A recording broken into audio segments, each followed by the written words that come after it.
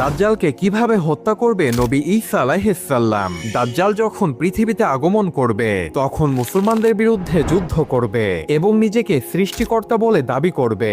দাজ্জাল মানুষের মধ্যে তার অলৌকিক কিছু ক্ষমতা দেখাবে, যেমন মৃত ব্যক্তিকে জীবিত করবে, আকাশ থেকে বৃষ্টিপাত করবে এবং তার এক হাতে জান্নাত এবং আরেক হাতে জাহান্নাম থাকবে।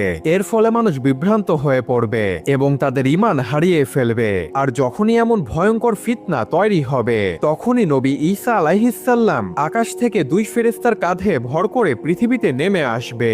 ঈসা আলাইহিস সালাম এসেই মুসলমানদের সাথে যুক্ত হয়ে দাজ্জালের বিরুদ্ধে যুদ্ধ করবে। দাজ্জাল যখন দেখতে পাবে ঈসা আলাইহিস সালাম পৃথিবীতে নেমে এসেছে তখন দাজ্জাল ভয় পেয়ে ফিলিস্তিনের লুত শহরে পালিয়ে যাবে এবং ঈসা আলাইহিস সালাম সেই শহরে গিয়েই দাজ্জালকে নিজের হাতে হত্যা করবে। অর্থাৎ দাজ্জালের আগমন যেমন নিশ্চিত, ঠিক তেমনি ভাবে ঈসা নবীর হাতেই দাজ্জালের মৃত্যুও নিশ্চিত।